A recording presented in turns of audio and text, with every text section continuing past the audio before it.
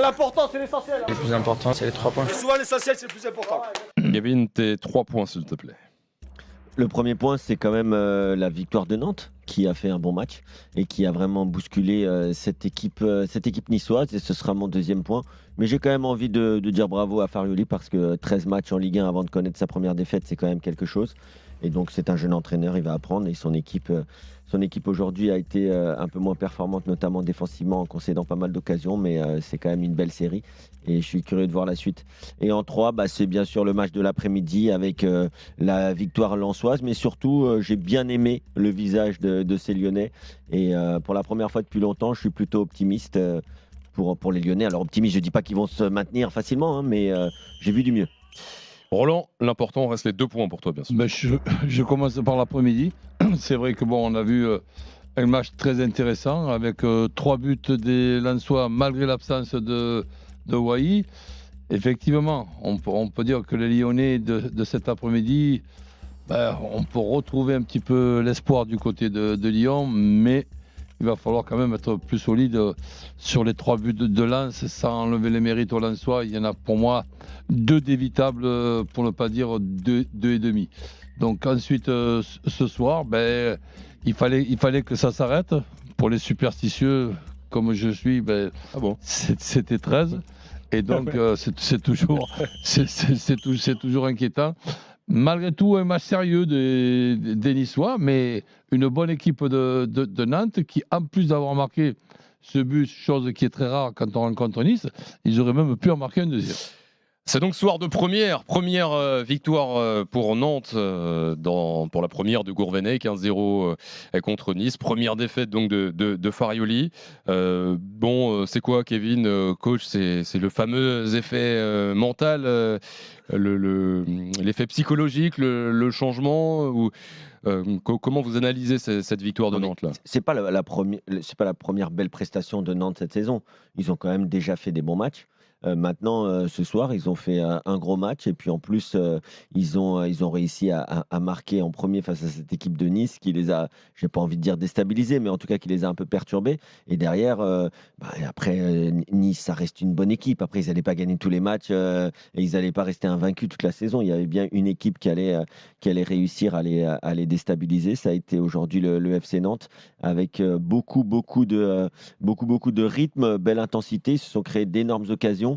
Et cette équipe, moi je te dis, je trouve pas que Nice a fait un bien moins bon match que certains, mais par contre aujourd'hui, leur gardien a été moins décisif, ils ont eu un peu moins de réussite et derrière il y a eu forcément ce but. On aurait pu voir un deuxième là. Le coach regarde la main ou pas. Oui. Pour moi, il y a main. Hein. On a ralenti sur la frappe d'un Nantais. Est-ce que tu en es sûr? Le Niçois qui met la main et non, mais ma question au coach, c'est est-ce que tu en es sûr qu'il y a main? Sinon, il faut que je mette les lunettes. Mais on n'en est pas sûr, donc c'est pas manifeste.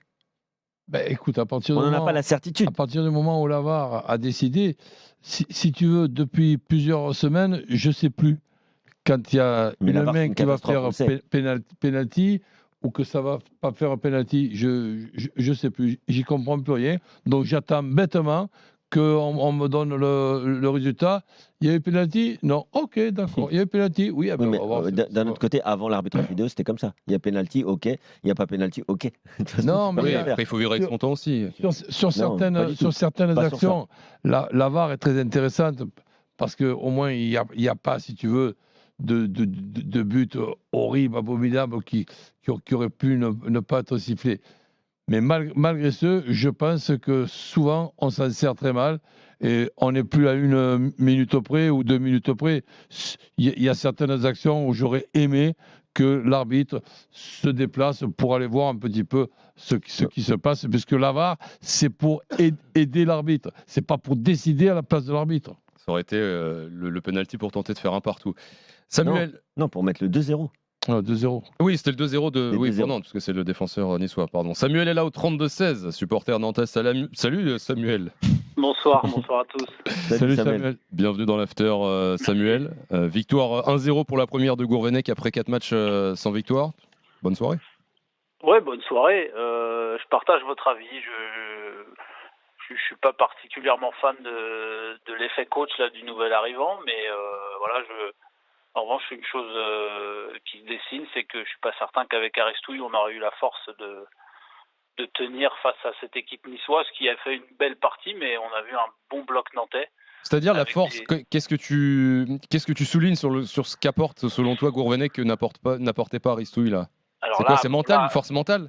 une force mentale. Je pense qu'il a apporté, sa petite touche. On le voit passer en 4-3-3 là sur cette première compo pour avoir été au match la semaine dernière. Et puis la supériorité numérique des 30 dernières minutes. Là, je pense qu'on serait reparti dans cet état d'esprit un peu la tête déjà abattue avant de commencer le match. Et là, on a senti un bloc concerné. Tout le monde à sa place et puis ça a payé. Je revois les images là, au moment où je vous parle. Je suis pas certain qu'il y ait main parce que la balle, on l'aurait vu monter, mais ça fait plaisir de voir les Nantais comme ça.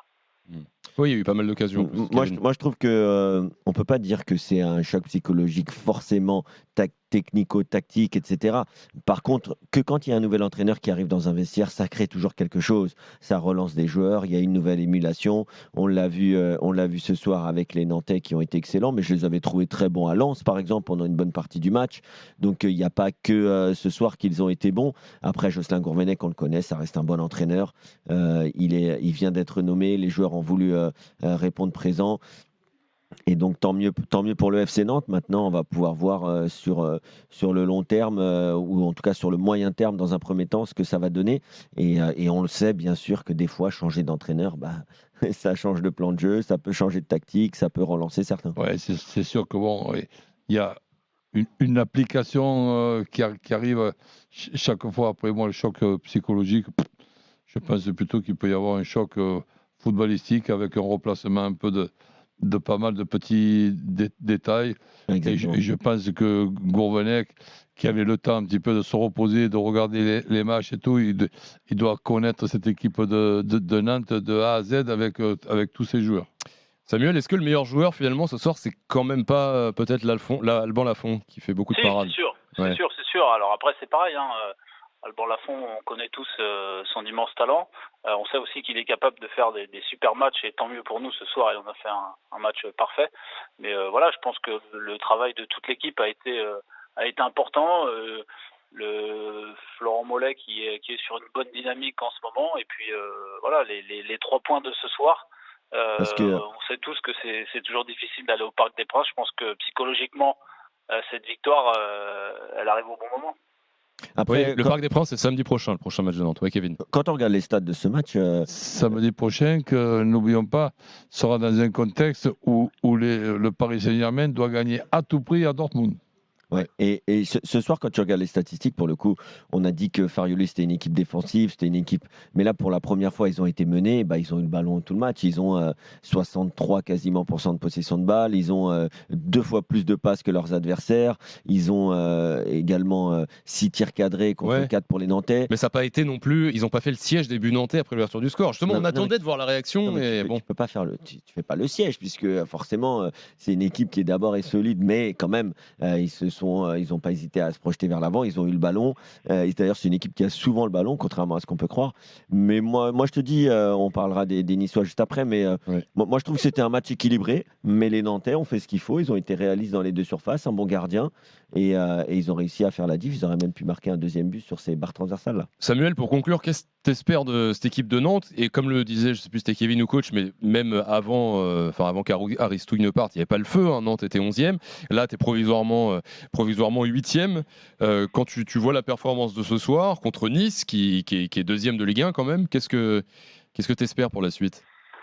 Non, il n'y a pas le feu, mais comme l'a dit Franck Kita pour la présentation de Jocelyn Gourvenec, ça va très vite, d'autant plus que cette année, la Ligue 1 est à 18 clubs. Je pense que, voilà, si, encore une fois, Aristouille a fait du bon boulot, on restait sur une spirale un peu négative.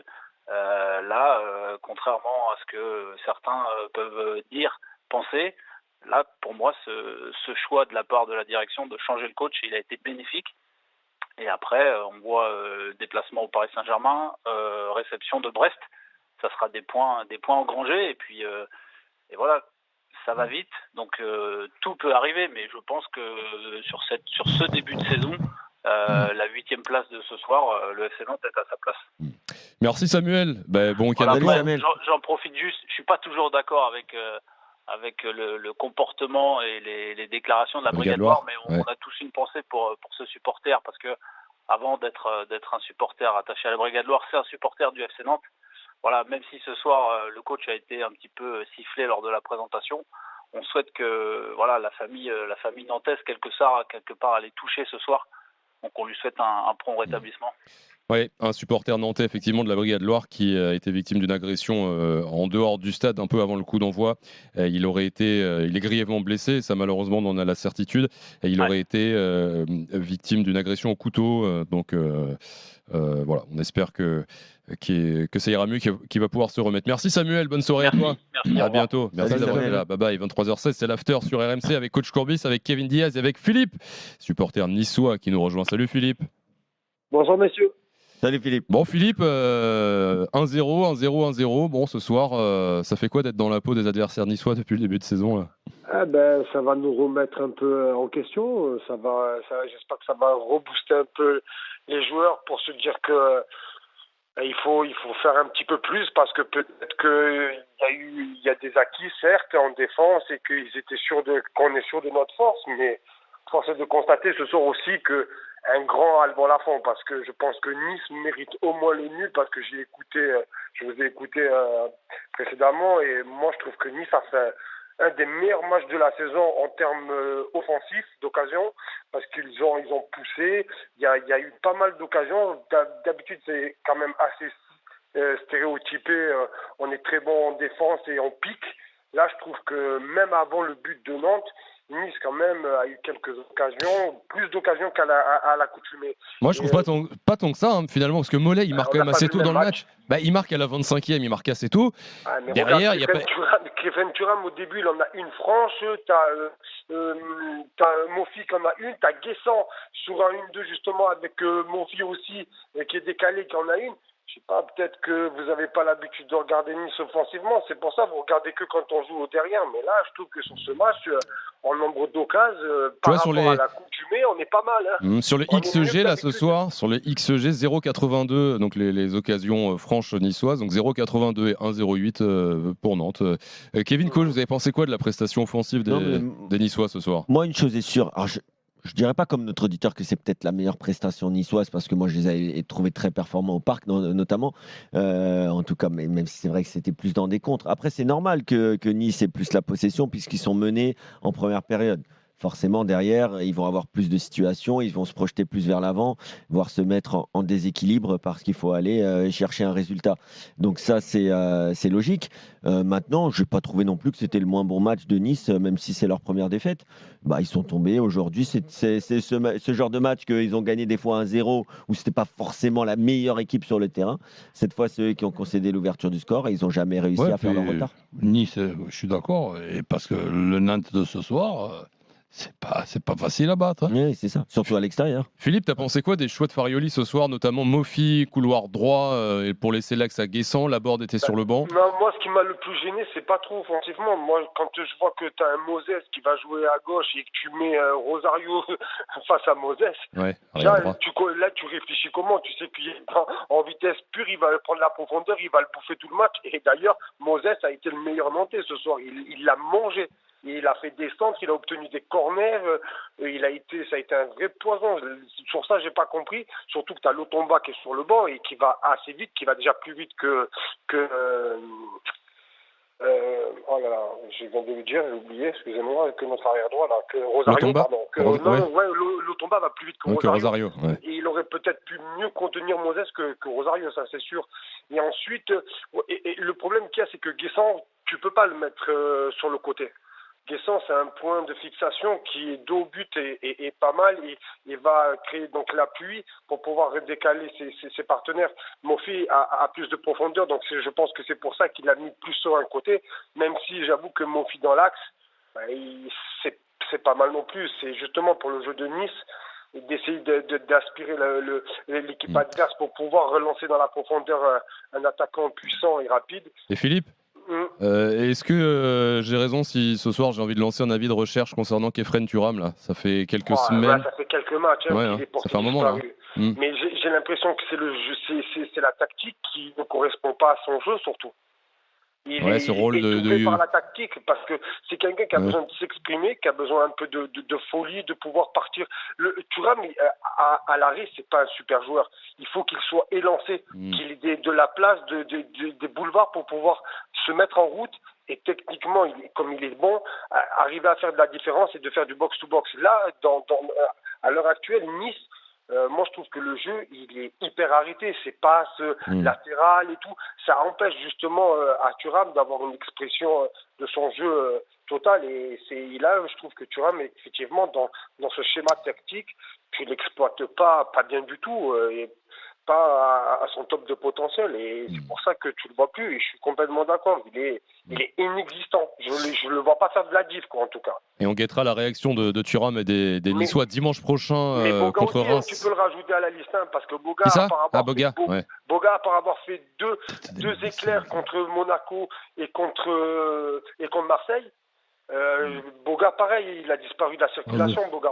Donc à un moment donné, il va falloir faire des choix, mais des choix pertinents, parce que la Borde, je veux bien qu'il n'ait pas marqué depuis 6-7 matchs, mais je pense qu'il a quand même assez prouvé par rapport à Boga pour qu'il soit mis sur le banc et pas Boga, quoi. Philippe, merci d'avoir été là ce soir. Merci en tout cas. À vous, passez une bonne soirée. Bonne soirée à toi, Philippe, et à très vite sur RMC Nice qui jouera donc contre Reims dimanche prochain à l'Allianz Riviera. Les Niçois restent deuxième de Ligue 1. Ils sont assurés de le rester à l'issue du week-end, mais le PSG, en cas de victoire demain face au Havre, le Paris Saint-Germain prendrait 4 points d'avance sur les Niçois. Le Havre-PSG, c'est demain 13h, 23h22. Si ça continue, on finira par être champion, Paris Saint-Germain.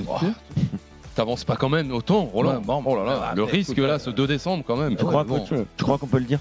Moi, je pense.